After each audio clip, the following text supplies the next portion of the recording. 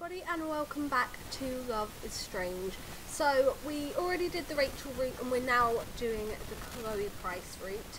And in the last part oh, did you hear my bones click just then? Last time we went to the diner and we were working on our photography project, and Chloe was just about to take us somewhere secret.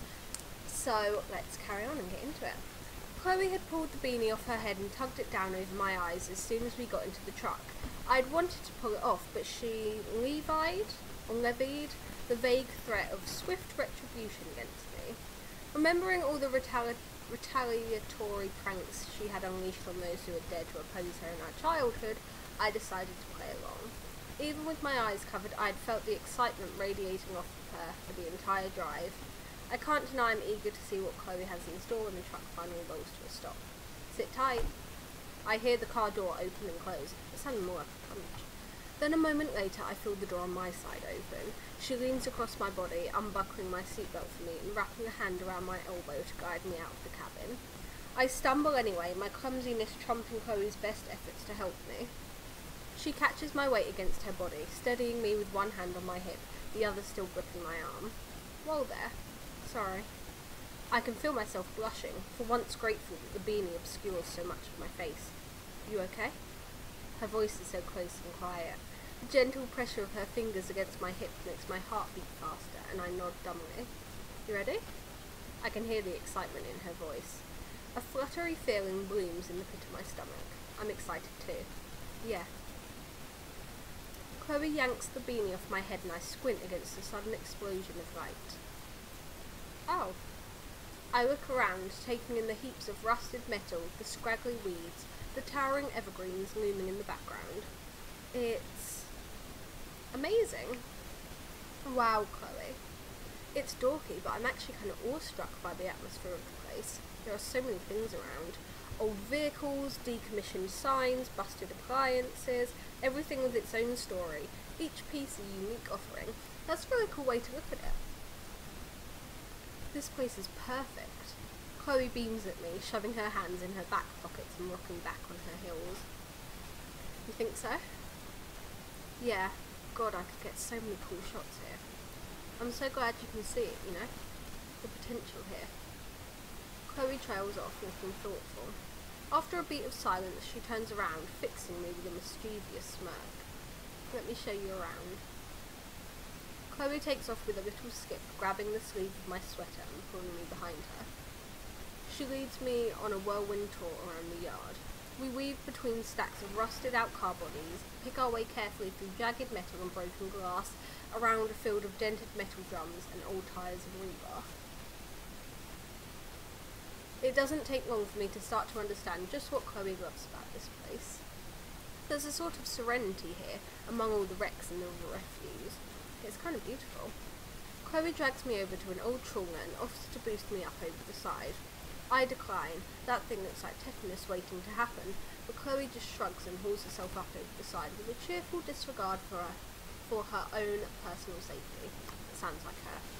She struts around atop the boat, posing and flexing, mugging for the camera like the charismatic jerk she is, when I fall back to snap a few photos. Oh no, it's the dread pirate Bluebeard here to plunder Arcadia Bay. Arrgh. That was so bad, I'm sorry. Chloe's pirate impression is as hilariously bad as ever, and I can't help but laugh. Well then, maybe it was good. Chloe rolls her eyes, offended, and casually flips me off. Shut up, landlubber. I'm not doing a pirate voice. Don't think I won't make you walk the plank. She walks to the tip of the bow and kicks over a chair. I'm sorry if you can hear my stomach, I haven't eaten yet. She walks to the tip of the bow, or bow, and kicks over a chair, propping her leg up on the upturned seat. Fuck that Bluebeard shit. Call me Captain Morgan. I snap another photo, grinning. Captain Morgan. She laughs and hops down without warning, tossing me one of the metal curtain rods she had been waving around atop the trawler. What's this? Your sword. On guard. She takes a slow swing at me and I react on instinct, deflecting the blow with my curtain rod and leading us into a full-blown sword fight. She swings again and I react on instinct, deflecting the blow with my curtain rod. And it's bizarre because we've done this dozens of times. We're grown-ups now, but somehow playing pirates with my best friend is still easier than breathing. This is so cute, I'm dying. For as much as she's changed, for all the hair dye and the tattoos, and the weed smoked, and the occasional bad attitude, there are things about Chloe that are just fundamental. Like, she can still make the dumbest, goofiest shit still seem fun and exciting. Her laugh still makes my heart skip. For the Rachel route, I feel like it took a bit longer to get to all the gay stuff, you know? Like, we only kind of started being gay around Rachel at the end. Now Max is saying all this shit like, it made my heart stop and playing pirates was easier than breathing. And just to clarify, when I say gay shit, I mean it in a good way. I know how it sounds, but I mean it in the best way possible, trust me. Her smile still warms me up from the inside, and she still gets way too cocky in a sword fight, leaving herself wide open. I feint to the right, almost feeling bad when she lunges predictably away, defense slipping. Almost. Chloe's eyes widen as my next swing comes down. She knows she's going to get sent straight to Davy Jones's locker. Frantically, she tries to dodge, but ends up tripping over a stack of tyres and landing right on her arse. Damn it! She sinks back into the pile of rubber in defeat, breathing heavily. I grin, feeling a trickle of sweat roll down my temple. Hey Chloe, maybe we should stop. You're looking pretty... Max, don't say it. Tired. Chloe groans. Oh, it took me a second. Chloe groans and rolls onto her side. Slowly, she pushes herself up to a standing position, patting down her pockets. I'm not high enough to deal with this right now. Come with me. She leads me around a cinder block shed, along some train tracks and back into the junkyard to a clearing behind the school bus. Chloe hops up onto the hood of an old car, patting the spot next to her and sparking up a joint. The metal is warm from the sun as I take my seat beside her. We're sitting so close I can feel her pinky brush against mine on the hood of the car. Okay, shit's happening now. Tentatively, I reach over and hook my finger over hers, watching the slow smile that spills across her face in response. I think you can tell who the developers of this game ship the most. I'm really glad you wanted me to help you, Max. I already told you, there's no one else I'd rather have helping me with this. Chloe speaks through a puff of smoke, looking out towards the trees. I know, not just because of that though. I knew you'd be busy with this project for the rest of the week and I really wanted to spend time with you. Max, I'm leaving. I feel like all the air's been sucked out of my lungs. What? Chloe winces and takes a hit off the joint to buy herself some time. I need to get out of here. I'm so sick of this town. I'm taking off at the end of the week. I just need to go someplace else for a while. You're leaving? Only for a couple of days? Or weeks? Look, I'm not sure exactly, but I'm coming back, alright? I get it. Chloe glances over at me, worrying her bottom lip nervously. She takes another hit, holds it in her lungs for longer than seems normal. She speaks again through a cloud of smoke, voice raspy and uneven. Okay? Yeah, okay, I get it. Chloe takes another hit, laughing as she exhales. The smoke twists and curls around her face. No, you don't. The smoke dissipates and it's just the two of us again. Chloe holds my gaze for a second before staring at the remains of the joint between her fingertips, dismayed. Okay, I don't get it, but... Chloe flicks what's left of the joint into the dirt in front of us and drags her hands nervously down her thighs. But what? But that doesn't matter. If it means this much to you, that should be enough. I trust you. Chloe clears her throat, drumming her fingertips restlessly against her clothed legs. It does, though. Matter, I mean, this isn't just some spur-of-the-moment decision or anything. I have a lisp which makes it really hard to talk. I want you to get it. Even after all this time, it takes so much courage for her to be vulnerable like this. I slide over on the hood of the cart without thinking, pulling her fidgety hands into my lap and covering them with my own. So help me understand. Chloe takes a deep breath and turns her head towards me, and suddenly we're nose to nose. Her eyes widen just a fraction, and I know I'm not imagining the way her breath gets a little shallower. Oh my god, oh my god, oh my god.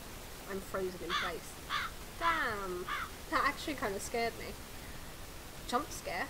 A particularly shrill bird call from the distance rips through the tension, and Chloe tips forward laughing until her forehead hits my shoulder. God damn it, cock blocked. Or pussy blocked, I guess. I don't know.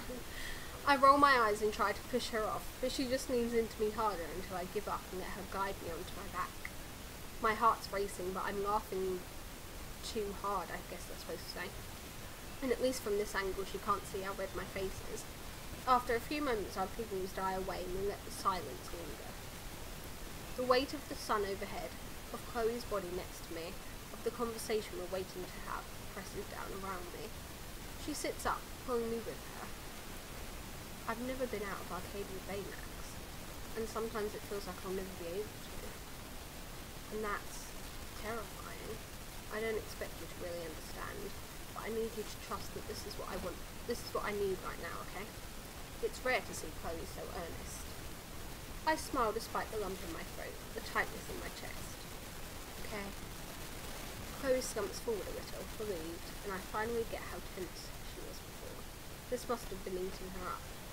I reach out and take her hand again, and she perks up a little, shooting me a small but earnest smile. Guess we'd better get to school, huh? I smile back, squeezing her hand as she slides off the hood of the car and pulls me to my feet. Guess so. Her hand in mine is warm. I hold it for as long as I can. This is so cute, I love it. I think I even prefer this to the Rachel one. Okay, let's read her diary / journal, see what she has to say.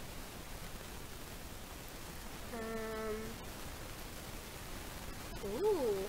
Chloe's mind wasn't on winning anything at all, and in between her noisy eating and mock flirting, I still haven't been able to figure out what's up with that. It was taking me forever to finish my breakfast. She thought it was weird that I asked her to partner with me, but I countered that having my best friend on my side was really the only choice I wanted to make. So what if she's not much of a photographer? That's what I'm here for. Okay, so I'm just gonna flick through these and let you pause and read them if you want to.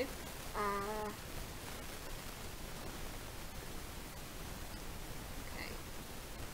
And I'm gonna turn things back. Okay. My head feels heavy when I wake up the next morning, and I swipe 4 times at my phone's alarm instead of the usual 2. It takes me a bleary couple of seconds of rubbing my eyes and stretching to remember why my mind feels so weighed down. Oh, Chloe. I promised myself last night I wouldn't be too upset about Chloe jet setting off, at least on the outside. I meant what I said yesterday. I do understand, on the logical level, why she wants to, and I really sincerely want her to be happy.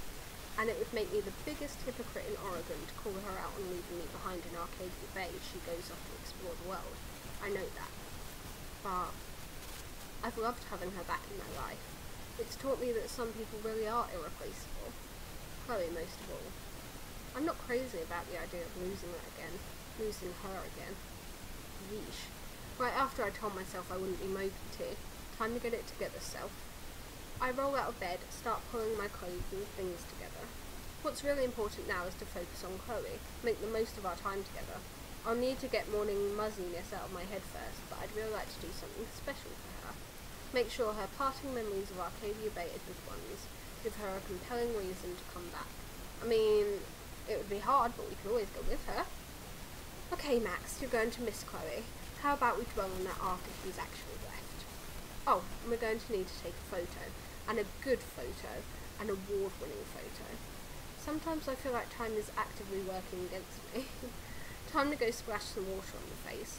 Mac's sadness hour is over. It's about time this day got rolling. But, of course, when the door swings open, the smell of weed hits me like a truck. My heart just goes speedy again. Hey, bedhead. Morning, burnout. She grins at me, lowering her joint and leaning back against the sink. She looks loose-limbed and carefree this early in the morning, arms bare and hair used. Yeah. Looks like she's waiting around to raise hell with Rachel again this morning. Or must. Anyway, it doesn't matter. I know I must look like a mess, but at least it's nothing she hasn't seen before. I cross by her to the sink to her left, leaning over it and splashing some water up into my face, exhaling against my fingers. Chloe's looking at me. I can feel it. You doing okay, Max? I straighten up and glance at her before patting off my face. Yeah, I'm fine. You know I'm not a morning person. Who is? Still, she's looking at me a little searchingly. Her joint glows ember red between her fingers. You sure though? Your eyes are kinda... She makes a vague gesture with her hands, indicating my entire face, which isn't exactly helpful. All smudgy-like. Too small. Thanks. Look at her looking at the camera like she's on The Office. Ooh. I'm gonna say it. Thinking about you. It's probably not gonna be in the positive way that I think it's gonna be, but I'm gonna say it. Just thinking about you, I guess. At that, her grin spreads wide. Shit-eating, and she leans towards me, bracing both hands on either side of the sink. Oh, really? For a second, I just blink at her, and she raises an eyebrow. Then I get it. Oh, you wish. I shove at her shoulder, and she sways back, laughing. I giggle too, and wish I hadn't already doused myself. It'd be suspicious to do it twice. And the contest too, but somehow you manage to distract me even when you're not there. Chloe grins and rubs her joint out against the sink. I'm counting on that. Anyway, Rachel will be here in a few minutes. Apparently today is going to be the big goodbye day. The word goodbye just drops another rock in the pit of my stomach, but I just nod. Is that your way of subtly telling me to get out of your Kool-Aid stained hair? First of all, how dare you suggest this colour comes from anything but the finest bottle of Manic Panic Bad Boy Blue amplified hair dye? Second, absolutely not, Hippie. I was planning on running into you. She meets my eyes again, and I straighten a little, reach up to pinch a water droplet out of my bangs. Yeah? Why? For one thing, you look cute first thing in the morning. Your hair's all floofy. As I'm brushing down my admittedly floofy hair with my fingers, she continues. Also, Rachel has me booked all day, but I wanted to know what your plans were. My plans? Yeah, hopefully I'll be free later on today, so if you want to do something, like the contest, or... She shrugs, suddenly unsure, and flicks her smushed joint into the stool across from her. It misses the drain by about 2 feet. But just the fact that Chloe's still thinking about the contest first, about me, even in the face of this huge shift in her life,